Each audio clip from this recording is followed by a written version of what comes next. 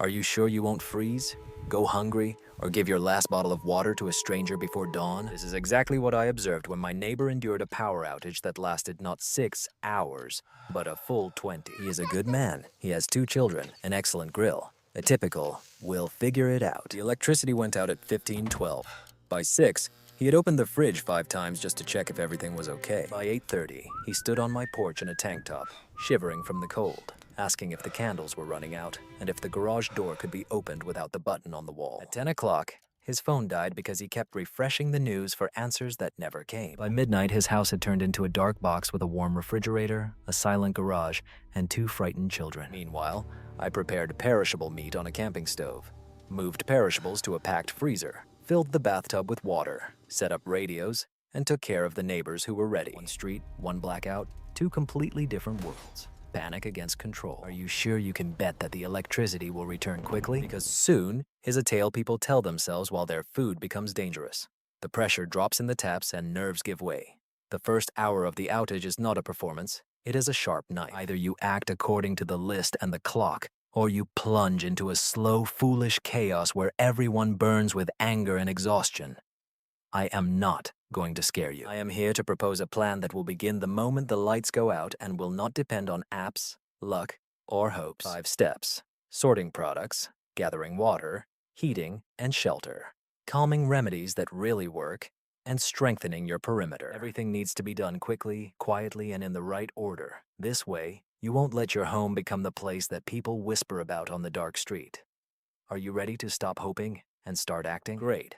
Because in the next few minutes, I will tell you what to do at the 1st, 10th, and 50th minutes, so that when a failure occurs, your house will not be harmed. Point number 5, protect your food before it's too late.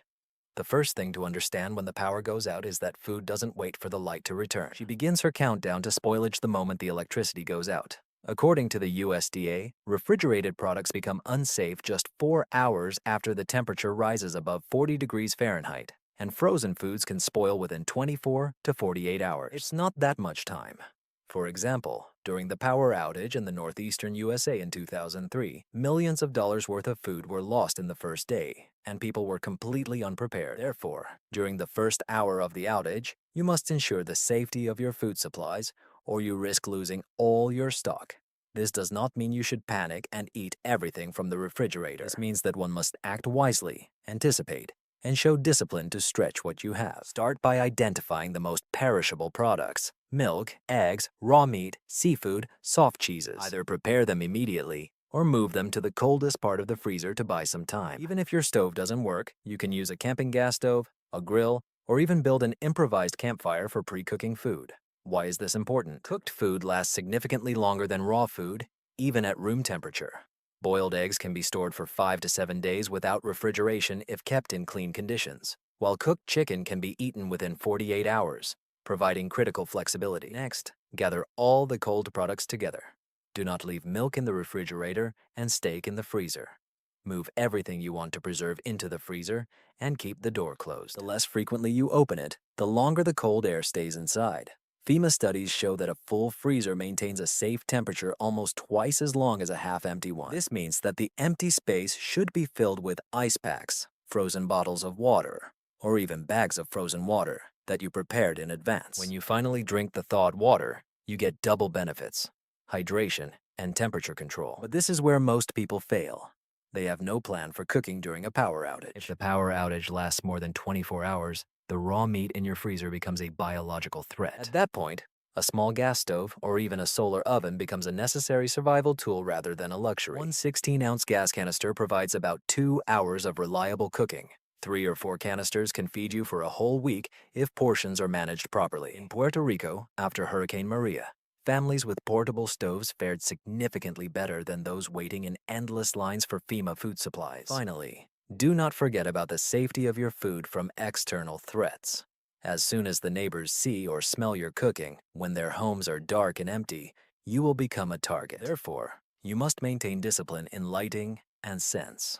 Cook carefully, use dark curtains, and direct smoke away from populated areas. Your food is not just calories. This is the power of bargaining, influence in the community, and the currency of survival in a world suddenly stripped of stores and delivery services. In the first hour after the power outage, Decisions about food separate the prepared from the desperate. Point number 4. Immediately secure your water supply. If food is the first line of survival, then water is an absolute necessity. The human body can survive for several weeks on reduced calories, but only 3 days without water, even in moderate conditions. Adding heat, stress, or illness can dehydrate you and kill you in less than 36 hours. That's what is truly frightening. Municipal water supply depends on electric pumps, purification systems, and treatment facilities. Within an hour of a complete shutdown, the pressure in the pipelines begins to drop. Within 24 hours, the taps in many cities may run dry. When this happens, your water problems will be not just an inconvenience, but a disaster. The first hour-long power outage is your golden time to stock up on water. Fill all the bathtubs, sinks, and large containers in your home before the pressure in the system drops. A regular bathtub holds about 100 liters of water, enough for a family of 4 to drink, cook, and maintain minimal cleanliness for 2 to 3 weeks if water is used sparingly. Think about it.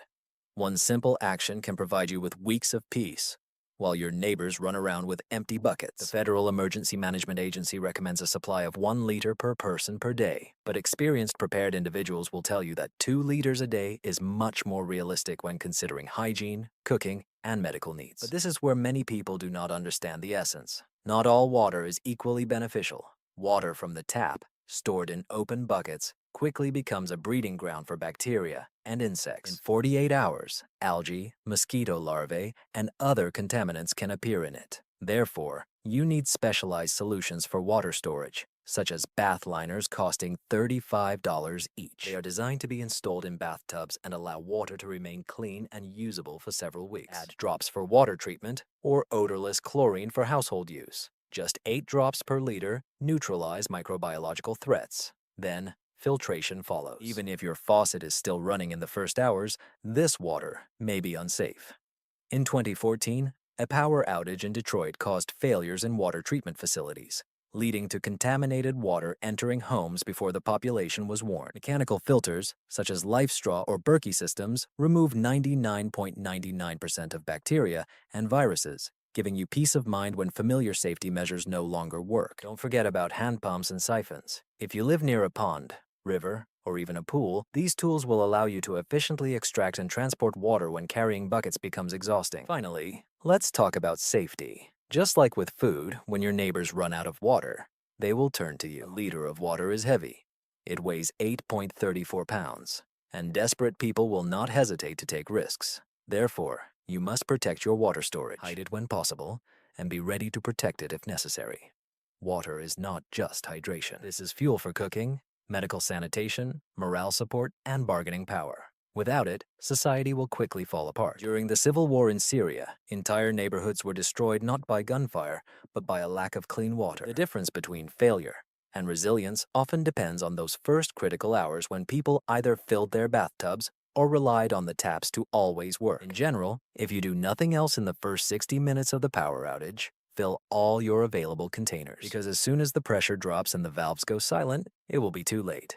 Your survival clock will start ticking. The third point, ensure warmth and shelter before the cold kills you. You can go without food for weeks and without water for a few days, but when the temperature in a room drops below 10 degrees Celsius, the countdown to hypothermia begins. According to the Centers for Disease Control and Prevention, hypothermia begins when your body temperature drops just 2 degrees below normal. And here is the harsh reality. In conditions of power outages, heating systems become useless. Electric heaters, heat pumps, as well as gas and oil heaters require electric ignition and circulating fans. For several hours, your warm home can turn into an icy box, especially in the northern states where winter nights drop below zero. In the first hour of the blackout, one must take care of warmth and shelter before the temperature drops and desperate crowds empty the stores.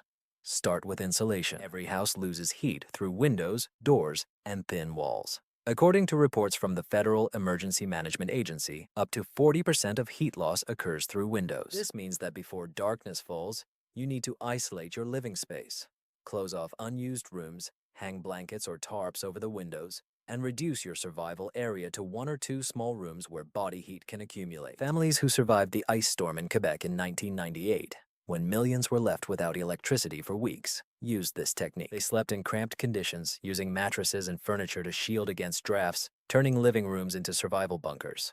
The next step is sources of heat. Emergency blankets, also known as mylar materials, cost less than $2 each and reflect 90% of body heat. The use of mylar materials inside tents or makeshift shelters creates a microclimate that can be crucial for comfort. Candles, although small, can raise the temperature in a room by several degrees if the space is well insulated. But the true source of warmth is alternative heaters, kerosene heaters, wood stoves, or even propane heaters designed for use in well-ventilated spaces. 1 gallon of kerosene produces 135,000 British thermal units of energy, enough to keep a small room warm for several hours. The sad reality is that most people do not have even one backup source of heat. They believe that electricity will always protect them, but there is one trick that many ignore. Clothing is a shelter. Layers of wool, fleece, and down keep warm air close to the body.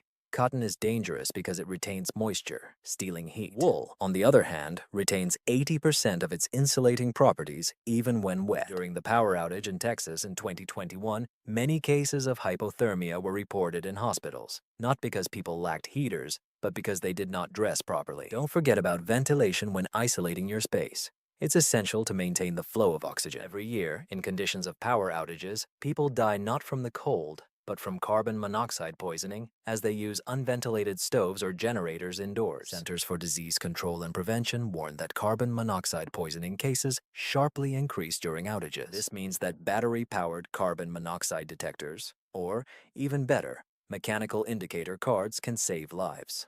Finally, do not forget about safety. A glowing lamp or a burning fire can attract attention.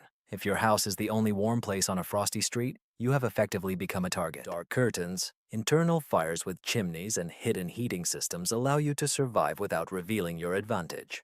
Ultimately, warmth is the speed of survival in chess. If you don't manage to secure your shelter and sources of warmth in the first hour, the cold will not wait. It will crawl into your space, steal your energy, cloud your perception, and take lives faster than hunger ever could. The next important point is to establish a connection before the silence becomes deadly. When the light goes out, panic begins. People rush to their phones, refreshing, rebooting, praying for a signal. But here is the mundane truth. According to the Federal Communications Commission, most cell towers have only 8 to 24 hours of backup power, and in conditions of prolonged power outages or electromagnetic pulse scenarios, they quickly fall silent. Once this happens, you will be cut off from the world. No emergency number 911, no news, no rumors from family across the city. You are blind in a world already engulfed in flames. That is why, during the first hour of the power outage, it is essential to establish communication lines. Miss this moment, and you may never regain contact. Start with the basics. Emergency radios. A hand crank radio costing $30, tuned to NOAA or local stations, can help you stay informed. During the crisis of Hurricane Maria in Puerto Rico in 2017, radio broadcast provided the only reliable updates for weeks. Families who owned hand crank radios knew where aid was distributed, which roads were passable, and which areas were unsafe. Everyone else wandered in the dark, both literally and metaphorically. But receiving a signal is not everything. You need two-way communication. FRS and GMRS radios, costing between $25 to $50 a pair, can cover distances from 2 to 5 miles, depending on the terrain. This means you will be able to coordinate actions with neighbors, family members, or survival groups, even if the cell towers are not working. Organizations involved in training often use pre-assigned radio channels as gathering points during emergencies. If you do not set them up within the first hour, you risk permanently disconnecting your people. There is another aspect that many do not consider: the security of communication. In difficult times, information becomes currency. You don't want strangers eavesdropping on your plans for supplies, defense, or the location of hidden resources. Therefore, CB radio stations and shortwave devices, although more complex, become vital. In Bosnia during the collapse in the 90s, amateur radio operators became the foundation of community survival networks, transmitting medical requests, trade opportunities, and warnings about hostile groups. But such systems require licenses and preparation before a power failure occurs. This is done only by serious preparers. Don't forget about the signals. Whistles, mirrors, and even colored fabrics can transmit messages over short distances without using electronics. A whistle can be heard farther than a human voice and doesn't strain the throat after hours of shouting. These tools may seem primitive, but in chaotic situations they become true lifesavers. It's important to remember that communication is not just about gadgets, but also about plans. Where will your family meet if you get lost? What backup place will you choose If your home is threatened, who will be responsible for checking on the vulnerable neighbors? These plans need to be discussed and implemented within the first hour before panic starts to cloud thoughts. After Hurricane Katrina, families without communication and meeting plans remained scattered for weeks. Some never managed to reunite. The first hour is the last chance to bind your loved ones to the plan. Set up the radio channels and ensure the information is transmitted. Without this, silence does not calm, but becomes deadly. The first point is to protect your territory and safeguard your home. This is a harsh truth that no one wants to acknowledge. When the electricity goes out, the rules of society begin to change. Law enforcement quickly comes under pressure. During the blackout in New York in 1977, robberies began just minutes after the lights went out. Over 1,600 stores were looted in less than 24 hours. Now imagine a blackout across the country that lasts for weeks. If you don't secure your territory in the first hour, your supplies of food, water, and other resources won't matter, as someone else will take them. Defense begins with visibility and access control. Survey your property right away.